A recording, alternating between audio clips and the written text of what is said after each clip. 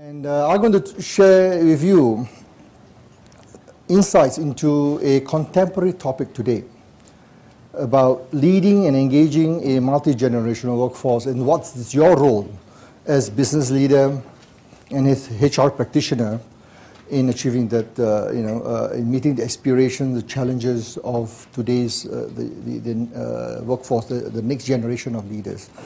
To start off, let me just share with you this thing. When I was in China in 1999 presenting a topic on leadership development, and somebody shared this with me. And he asked me, are you a tiger or a deer? So when I look at this, I know there's something funny, because in the Chinese zodiac, there's no what? There's no deer, okay? So what do you mean? Every morning in Asia, a deer wakes up. He knows he must run faster than the fastest tiger or he'll be killed. And every morning in Asia, a tiger wakes up. It knows he must outrun the slowest deer or he'll be starved to death. It doesn't matter whether you're a tiger or deer. When the sun comes out, you better be running. This is really relevant in today's workforce, because if you look at the multi-generational workforce, if you look at the Gen Y, it could be deemed to be a fastest tiger. If you look at the Gen X, it could be a slowest tiger. If you look at the baby boomers, it could be the fastest deer. And if you look at the slowest deer, it could be the traditionalist. So this is relevant in today's context. And I will talk about some of the differences and some of the challenges that we face in managing across the generation. Now, a little bit about IPMA. Why IPMA? Why am I here and what we do? In my profile, you have read that prior to being with IPMA, I was the country head and regional practice head for talent development with DBM. And prior to that, I was with Mercer. And then before that, I was with Hay Group and Forum Corporation. But today, IPMA is a not-for-profit. It's a charity. It started as a charity in 1995 in UK. And today is a not-for-profit organization helping to develop the next generation of leaders.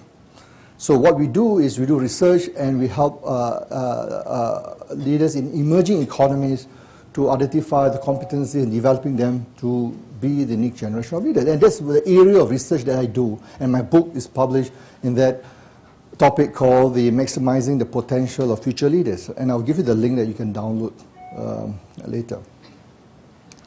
And we do quite a number of group learning facilitation, and also in the area of employee engagement, we have a program called Scores on the Board, which is a program designed by Bill Lang, who was studying during his days in Harvard. He designed a program to help to re-engage employees across all generations. And I'll talk to you about a case study using the Scores on the Board and how it will benefit you. As a professor, to profess is to tell the truth, okay? So I'm going to tell you a lot of truth and you will not like it. So, but what I'm going to do is you're adult learners, so I'm going to use my method which I teach. I do executive briefing for CEOs. Over the last 15 years, I primarily involved in helping CEOs as a master executive coach to prepare their future leaders. And I engage a lot of CEOs and their direct report in what we call group facilitation. And I adopt a process that I've developed over the years as CEO. Somebody from Scope is here. So I allow you, but at a royalty, to pay me a fee to use this. I'm going to share with you my insights into what we call some of the challenges, and of course I will share with you also some strategy how to manage Gen Y and intergenerational differences. But it does not mean that whatever I say is gospel or the truth, although I will back up everything by research. You will see in the paper that you will receive the PowerPoint slides, and you will see all the references, the source on slide. But whatever this research that I am going to cite doesn't mean they are gospel. So what do you need to do in this room? When you've been presented something, when somebody shares with you, as adult learner, as professionals, as HR leader, what do you need to do? Sorry? Challenge. Exactly. So you need to challenge. So in other words, all of you must be prepared to have one question in mind as I present. What is your thought? What's your view? You may agree or disagree, you may challenge. And again, most of these are based on research that's been published in the US, in the UK, and Singapore. Okay, when you're being challenged, what do you need to do? Keep an open mind. So, okay, open mind. So you'll be surprised, you may learn something new. So when you, in this workshop like this, in this seminar, so once you have learned from all the speakers, Tomorrow afternoon when you go back to work, what do you need to do? P. Practice, of course, but in any workshop, any seminar, you need to put what into action? Plan. So you need to plan and share with your colleagues. So my advice to you, plan, hey, how am I going to share with other? So you're fortunate enough to come here and attend this 2 days session, but your other colleagues who do not have the privilege to be here. So plan on how you can share with them in whatever forum, email, you have a group discussion, whatever it is, put on the intranet what you have learned and help other people to learn as well. So plan to implement. And of course, E, in every courses, any program, what do you have to do? Execute. Of course, you play, you execute. Don't play, don't execute. What do you need to do? There's by the way, Nina, are you here? Have you got the exam questions already? Yeah, okay. But there will be an exam tomorrow at 4 o'clock. Huh? So if you got the exam paper, you don't pass the exam, you don't get a certificate. But if you do the exam, you score 100%, you get a refund. How does that sound? Nina, are you ready? Huh? So you need to enjoy yourself, have fun, and that's what adult learning is all about. So there's no, in my courses, even I teach executive MBA, I don't believe in exams. I'm a adjunct professor at Paris Graduate School in Paris and in Shanghai, in Malaysia. All my papers, there's no exam. All through what we call case studies, executive case studies from Harvard Business School and Sloan School of Management, and all are intensive case study. And that's how you apply and you learn. 8th of April, the perception of different generations. For example, on Gen Y, what do people say about Gen Y? By all employees, whether they're ex-baby boom traditionalists, basically they say, oh, they cannot work with the elderly. Oh, they say, oh, the old people smell. This is a perception. Stay away from the old people, and they're not open to feedback. So some people feel, oh, the Gen Y, they don't open to feedback, they always criticize, they always will revolt. They lack of commitment, like to job hop. Actually, that's true, because if you look at the number of jobs that even my nieces and nephews, over the last 5 years, they will have maybe 3 jobs, Gone were the days where you're talking about lifelong, probably you stick for one job for 10, 15 years. Yeah? So if you look at Gen Y, basically what is the perception? I mean it's Gen X. What do Gen Y, the baby boomer and traditionalists thought of the Gen X? Basically Gen X are insensitive, and they also think that the older workers are outdated and they should get rid of them. Gen X are very direct, and they want to basically retire all the baby boomers traditionalists. This is from the research by Tafak. And the baby boomers, what are they? They're not willing to learn, they're not willing to open to new ideas, and they want to get home quickly. By 5:30, okay, 5 o'clock they start makeup, get ready. 5:30 they start leaving. Forget about asking them to stay back to do additional work.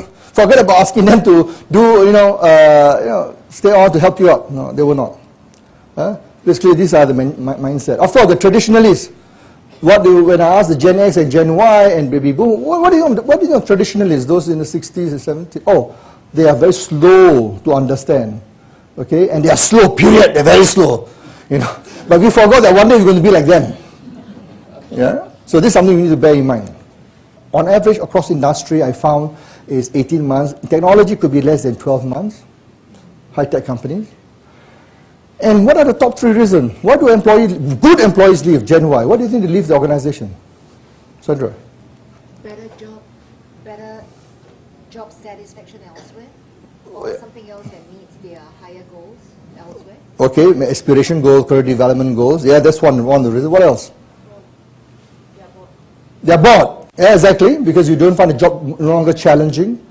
What else? Anybody else? A lot of them leave because they're doing the same job over this period, so they want to change in role.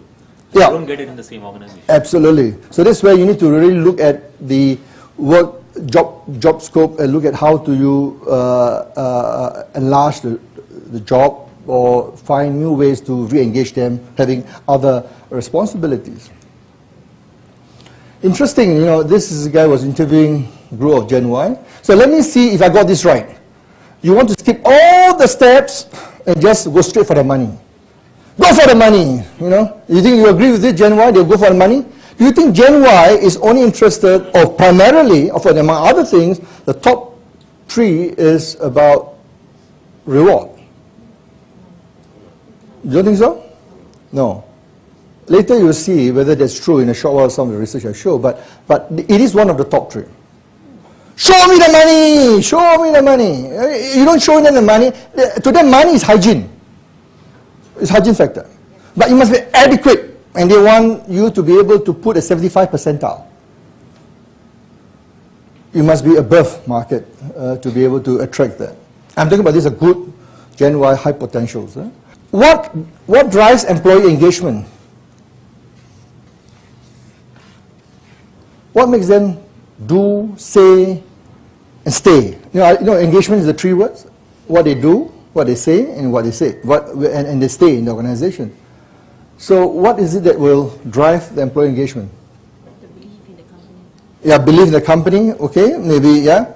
So you have the belief in the company, belief in the policy, the vision, mission, vision, values, what else? Same value. Yeah, same value aligned to the same values, yeah, your personal value aligned to the company value. What else do you need to re-engage the employee? What does need to be present? Sorry? Recognition, reward and recognition, very good. Team spirit, or esprit de corps. All these things can be classified as what we call the organizational environment, or we call climate.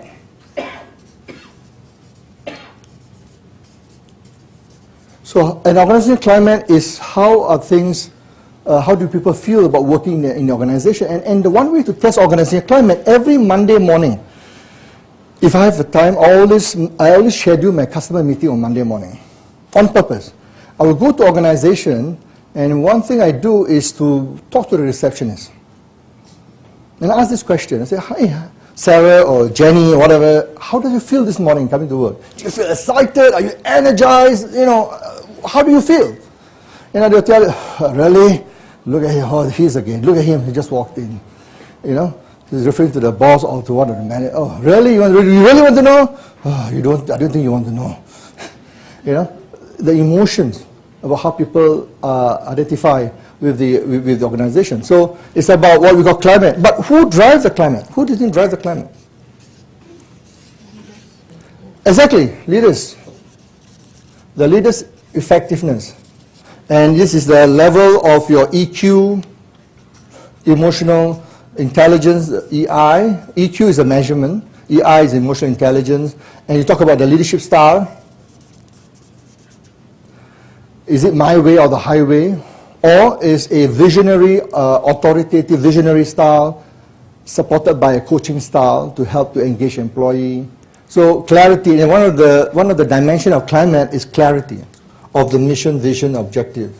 Are people clear? And are people aligned to that? Do they know what it takes to be able to achieve the organizational goal? So leadership effectiveness. So that's why I'm here today to talk about why leaders, you need to rethink about leaders, how to you re-engage them. If you do what I just covered today, your future is historic. So my advice to you, learn or review what we discussed, share with your team leader, share with your line manager, CEO, and your colleagues. And this is all my social networking. You have my email, my LinkedIn, my Facebook, my Twitter. And I'm very active on Facebook and LinkedIn, not as much as Twitter. To me, Twitter is more for the celebrity and all that, you know, politician. So I don't use Twitter. I use a lot of LinkedIn for professional, and Facebook for more for my students, my master's students who want to connect with me on a personal basis. With that note, any question? We have time only for one question. Question? No? No? Okay. I actually have a question. Yeah.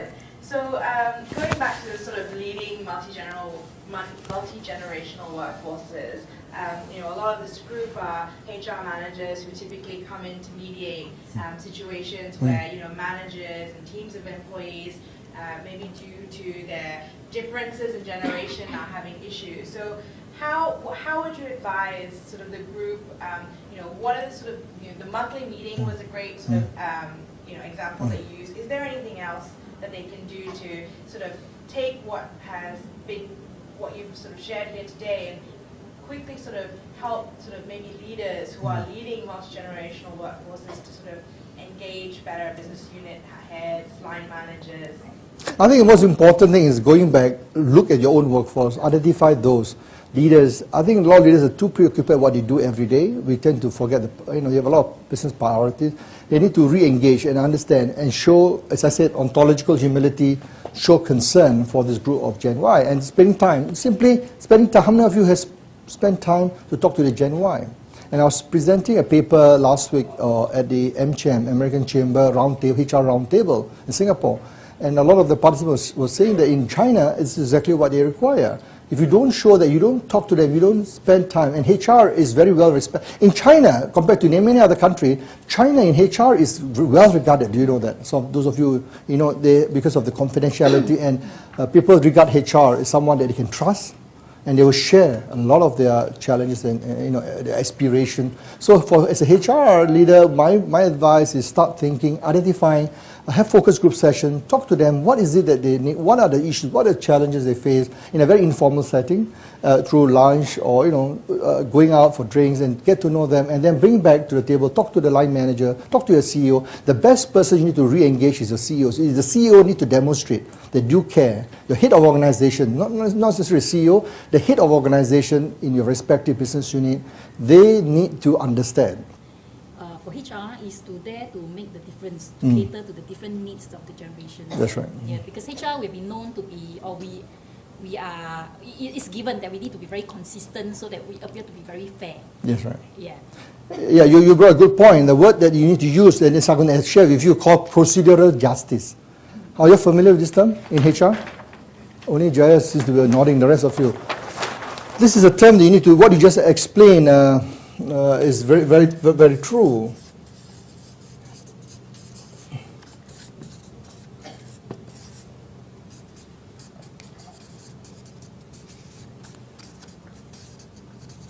You must be seen to be fair, equity, and people will look at it.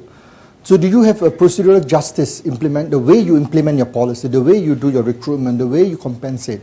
So this is very important. This is lacking in a lot of organization. Organizational justice is there. Organizational justice is setting the policy. But the procedural justice, how you do it with heart, care, now that is missing. So you need to start thinking about how you do about implementing your policies. I think with that note, I think we can still dialogue during the break. I'll be here during lunch break. We can still talk. We can have chat online. Send me questions, whatever you have. I don't take up so much time. Thank you very much for the opportunity, and hope to engage you and continue dialogue online. Thank you. Personally, I found Professor Bawany's presentation this morning very engaging, and he has kept a very upbeat tone about it. And I think the topic that he has chosen today is very relevant to today's business environment. And his insight is very contemporary, and actually he left the audience a very fair bit of information, quite a fair bit of thoughts to ponder upon. And I think it helps greatly with organizations who want to do this deployment and this implementation within their own organizations. I really enjoy Professor Bawany's presentation. He is engaging, dynamic, and relevant. He uses all forms of media to communicate his messages, and the great part about it is that he uses both his professional experience, his experience with his clients, his experience inside corporations, and his experience as a professor to deliver the messages and information that is real, on time, and very, very useful to take back for my own employees and my own clients. I found Professor Sattar's presentation very, very impressive. There were a lot of specific tools and methodologies that he had referred to, such as reverse mentoring, the ontological engagement, all very useful. I think these are things that are actually, what's great about the presentation is people actually can take it and put it into practice as well. There's a lot of reference material that he refers to. So overall, I think there's anecdotal evidence, there's the presentation itself, the tools and the models. It all works really, really well. So really enjoyed the presentation. I always have a great time hosting Professor Sattar at our events. He's spoken at a lot of IQPC events, and he's always delivered a great presentation, gets great feedback. So we're happy to host him anytime, really. Thank you. Very insightful, with specific examples that I can identify in terms of the experience I have myself gone through. That would be how I would sum up the presentation by Sattar. The anecdotal evidence, the examples that he has peppered to accompany his presentation was quite eye-opening. I particularly like the piece on Gen Y and the baby boomers and Gen X comparisons, and how they actually created such a big impact in terms of the implications for companies as they think through their people strategies and processes. So I would say that on a scale of 0 to 100, 100 points being very insightful to a great extent, I would think it's closer to the 100 percentile mark. So thumbs up for a great presentation.